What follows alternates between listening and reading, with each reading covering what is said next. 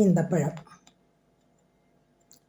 എല്ലാവർക്കും എല്ലാ പ്രായത്തിലും കഴിക്കാൻ ഇഷ്ടമുള്ള ഒരു നല്ല മധുരമുള്ള പഴം ഈന്തപ്പഴം. ഈ സംഭവം എല്ലാവർക്കും ഇഷ്ടമാണ്. ഇപ്പം ഇതിൻ്റെ പേരിൽ ഡേറ്റ്സ് ആൻഡ് നട്ട്സ് എന്ന് പറയുന്ന എത്രയോ കടകളുണ്ട്.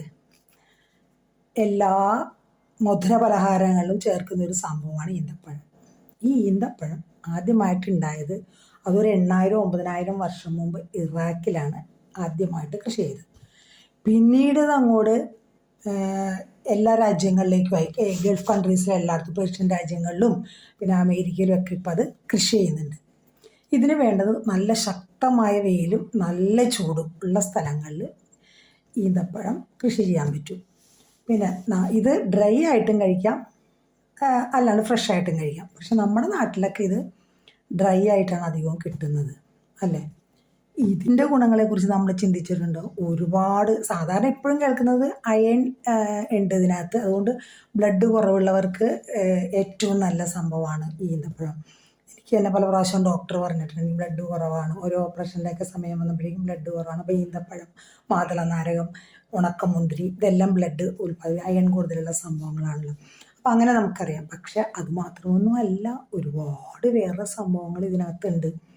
വിറ്റമിൻസ്, മിനറൽസ്, പിന്നെ അമിനോ അമ്ലങ്ങൾ, പിന്നെന്താ ഫൈബർ, ഈ വക സംഭവങ്ങളെല്ലാം നമ്മളുടെ ഈ ഈന്തപ്പഴത്തിൽ അടങ്ങിയിട്ടുണ്ട്. അപ്പോൾ നമ്മളുടെ ഈ ഫൈബറാണ് നമുക്ക് ഏറ്റവും കൂടുതൽ ആവശ്യമുള്ളൊരു സംഭവം, ദഹന സംബന്ധമായിട്ട്. ഈ ഫൈബർ ഇതിനകത്ത് നല്ലോണം അടങ്ങിയിട്ടുണ്ട്. അപ്പോൾ കണ്ണുകളുടെ ആരോഗ്യത്തിന്, ഹൃദയത്തിൻ്റെ ആരോഗ്യത്തിന്, ഇതിനൊക്കെ ആവശ്യമായിട്ടുള്ള ആൻറ്റി ഓക്സൈഡ്സ് ഈ നമ്മുടെ ഈന്തപ്പഴത്തിലുണ്ട്. ഈ ഫൈബർ എന്ന് പറയുന്നത് നമ്മുടെ കുടലിൻ്റെ ആരോഗ്യത്തിനാണ് ഏറ്റവും ഉത്തമമായിട്ടുള്ളത്. പ്രായമായിട്ടുള്ള ഒരു 7 ഈന്തപ്പഴം വെച്ച് ഒരാഴ്ച കഴിച്ചാൽ നമ്മളുടെ മലബന്ധം മാറിക്കിട്ടും എന്നാണ് പറയുന്നത്. അതുപോലെ തന്നെ കുട്ടികൾക്കൊരു 3 ഈന്തപ്പഴം വെച്ച് കൊടുത്താലും നല്ലതാണ്, മലബന്ധത്തിന് വളരെയധികം നല്ലതാണ്. പിന്നെ ഇതിനകത്ത് ഒരുപാട് ലവണം അടങ്ങിയിട്ടുണ്ട്. ലവണം, പൊട്ടാസ്യം കൂടുതലുണ്ട്. അപ്പോൾ അതുകൊണ്ട് എന്ത് കിട്ടും? BP കുറയും, നമുക്ക് എനർജി കൂടും. ഈ ക്ഷീണം തോന്നുമ്പോൾ ഈ ഒരു 3-4 ഈന്തപ്പഴം എടുത്ത് കഴിച്ചാൽ മതി, എനർജി കൂടും എന്നാണ് പറയണത്. ഈ നമ്മുടെ മുസ്ലിംസ് നോമ്പ് തുറ കഴിയുമ്പോഴേക്കും ആദ്യം കഴിക്കുന്നത് ഈന്തപ്പഴമാണ്. എന്തുകൊണ്ടാണ്? പെട്ടെന്ന് എനർജി ഉണ്ടാവും ഈന്തപ്പഴം കഴിച്ചിട്ടുണ്ടെങ്കിൽ, അതുകൊണ്ടാണ്. പിന്നെ ഈ എക്സസൈസ്, ഇതൊക്കെ വർക്കൗട്ടൊക്കെ ചെയ്യുന്നവരില്ലേ, ജിമ്മിലും അവിടെ ഇവിടെയൊക്കെ പോകുന്നവർക്ക് പോകുന്നതിന് മുമ്പായിട്ടൊരു 3 ഈന്തപ്പഴം കഴിച്ചിട്ട് പോയാൽ എനർജി കൂടും, പെട്ടെന്ന് ചെയ്യാനുള്ള ആ ഒരു എനർജി കിട്ടും എന്നാണ് പറയപ്പെടുന്നു. അങ്ങനെയൊക്കെ ശരിയാണത്. പിന്നെ വിറ്റമിൻ K ധാരാളമുണ്ട്, വിറ്റമിൻ B6 ധാരാളമുണ്ട്. B6 എന്ന് പറയുന്നത് മുടി വളരാനും സ്കിന്നിനും ഒക്കെ നല്ലതായിട്ടുള്ള സംഭവമാണ് വിറ്റമിൻ B6.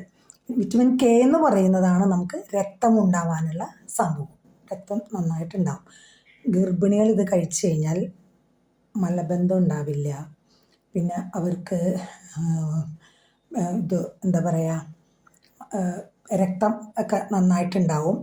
വളരെ നല്ലതാണ് ഗർഭിണികൾ ഇത് കഴിക്കുന്നത്. അതുപോലെ തന്നെ ഈ പീരിയഡ്സ് തുടങ്ങുന്ന പെൺകുട്ടികൾക്ക് ഈന്തപ്പഴം വളരെ നല്ലതാണെന്ന് പറയുന്നു.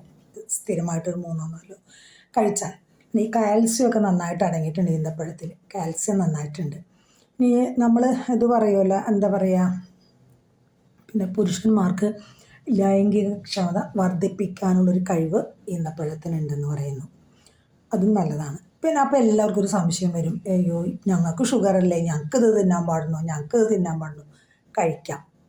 പ്രമേഹ രോഗികൾക്കും ഈന്തപ്പഴം ചെറിയ രീതിയിൽ, ഒരുപാടല്ല, ചെറിയ രീതിയിൽ കഴിക്കാം. അതെന്താ കാരണം എന്ന് വെച്ച് കഴിഞ്ഞാൽ നമ്മുടെ ഈ ഷുഗർ നമ്മൾ കഴിക്കുന്ന ഭക്ഷണത്തിൽ നിന്നും നമ്മുടെ ശരീരം വലിച്ചെടുക്കുന്ന ഷുഗറിൻ്റെ അളവ്, നമ്മുടെ ചോറ് സാധാരണ നമ്മൾ ഊണ് കഴിക്കില്ലേ, അതിനേക്കാളും വളരെ കുറവ് ഷുഗർ മാത്രമേ ഈന്തപ്പഴത്തിൽ നിന്ന് നമ്മുടെ ശരീരം വലിച്ചെടുക്കുള്ളൂ. പക്ഷേ ഈ പ്രമേഹ രോഗികൾ മറ്റുള്ള ഭക്ഷണങ്ങൾ കഴിക്കുന്ന കൂട്ടത്തിൽ കൂടി ഈന്തപ്പഴം കഴിക്കരുത്. ഒന്നുകിൽ ഒരു 11 മണിയാകുമ്പോൾ രാവിലെ ഒരു 1-2-3 അതിൽ കൂടുതൽ കഴിക്കരുത്.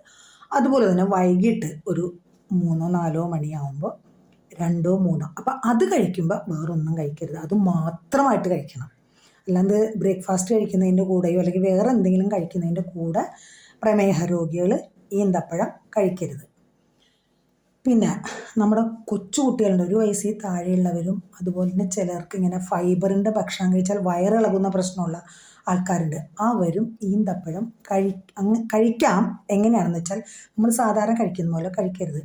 തിളപ്പിച്ച വെള്ളത്തിൽ ഒരു 10 മിനിറ്റ് ഈന്തപ്പഴം ഇടണം. അപ്പോൾ അതിൻ്റെ തൊലി നമുക്ക് പൊളിച്ച് കളയാൻ പറ്റും. എന്നിട്ട് അത് കഴിച്ചാൽ കുഴപ്പമില്ല, അങ്ങനെ കഴിക്കാം.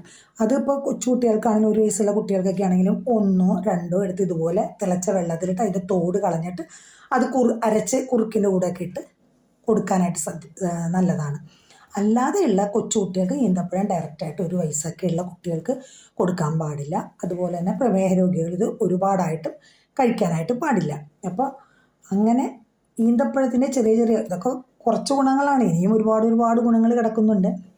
അപ്പോൾ ആ ഒരു ചെറിയ രീതിയിലുള്ള ഗുണങ്ങളാണ് ഞാനിപ്പോൾ പറഞ്ഞത്.